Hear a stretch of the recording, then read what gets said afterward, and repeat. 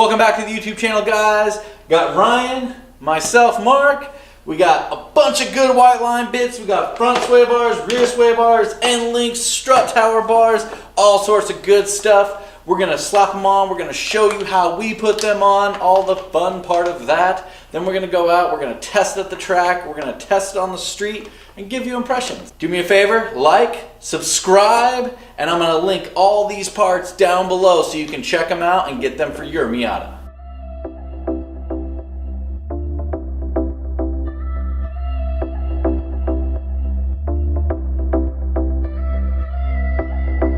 Alright, so now what we're having to do is take the under tray off. We're going to expose how dirty this car really is. And then we're going to take the front sway bar off.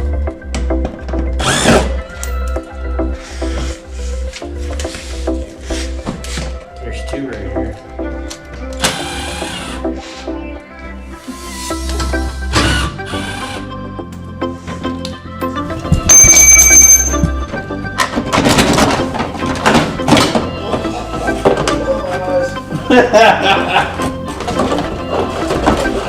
Let go, car!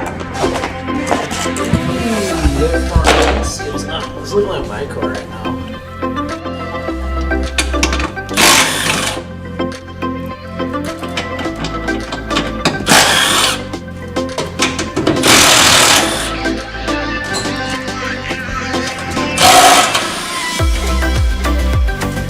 So this is going to either go really well or really poor.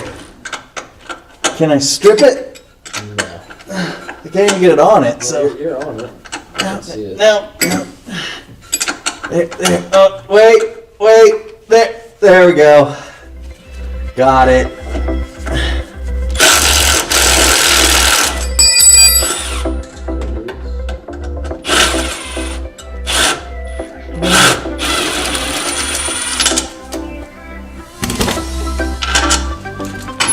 Ryan's turn.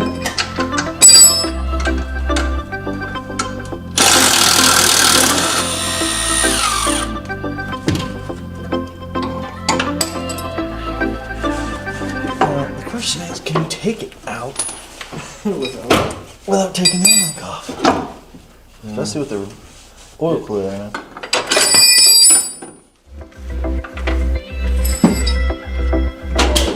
Come on. Ow! Look, you don't even need to take it off. No!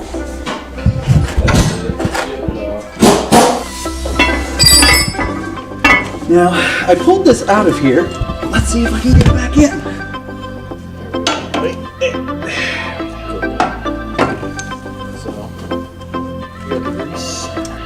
Semi-important part.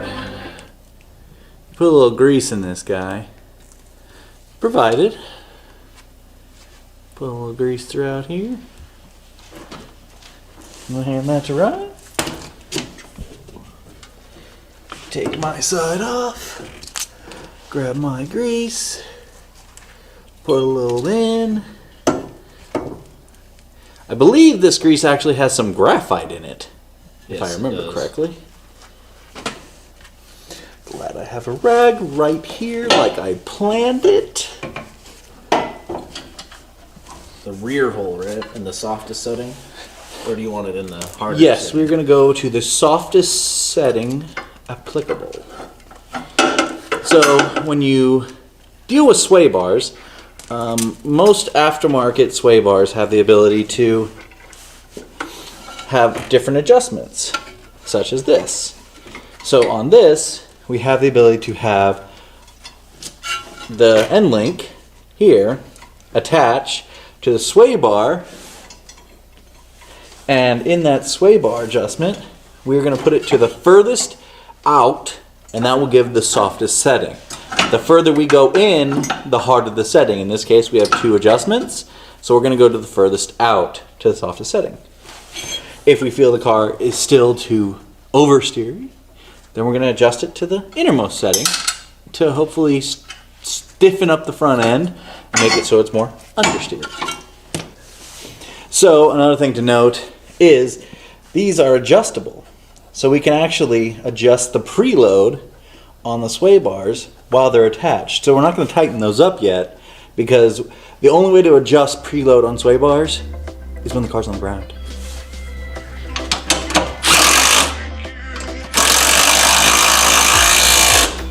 These are also very important. So what these do is you attach them on the sway bar itself, and this makes it so the sway bar can't move around. And when that slipped off.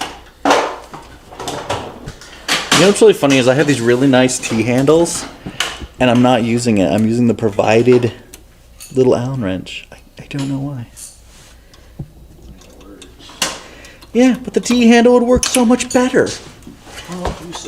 You know, I'm doing that thing where like your hand's cramping and you're kind of like, dropping it. This is. Are you doing anything over there? You know what? What? I screwed myself. What? You're not holding the center thing? It's just fucking spinning it. Yeah. You gotta hold the center one. You tell me how you're supposed to hold this. I give up. What do you mean? You said you've installed these before. I have, but mine had a slot for a wrench. That's super screwed. Don't be a quitter. Look at this end link and tell me how you're supposed to hold on. Bro, hopes and dreams. Look at it. So we ran into one little problem. The end links themselves don't have any grooves to actually slot a wrench into. So we had to just use vice grips to hold it so you could actually tighten it out all the way. The old sway bars gotta go.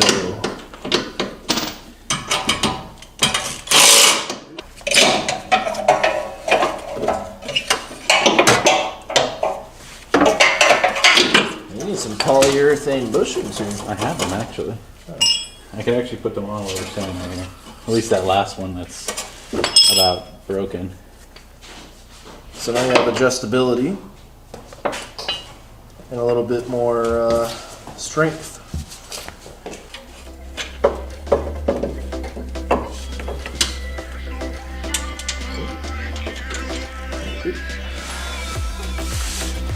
Make sure you lube them up good. You don't want them squeaking. We don't want no unwanted squeaking. We don't have any mice in this engine. There might be a gerbil, but there's no mice. Middle down.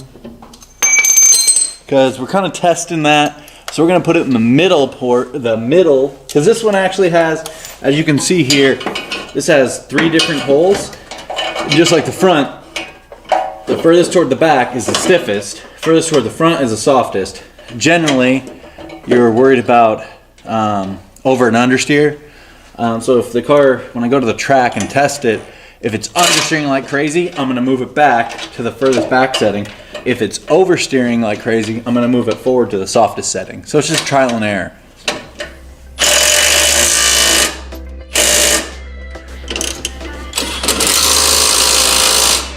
One thing we learned on the Subaru is to check your end links often. Really? Yeah, they tend to loosen up from all the movement, I think.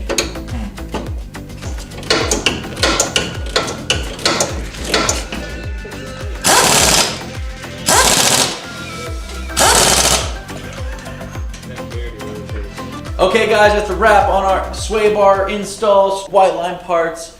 We were able to get them in with relative ease. Ryan, tell me what you think. The install was super easy. Instructions were helpful. We read the instructions.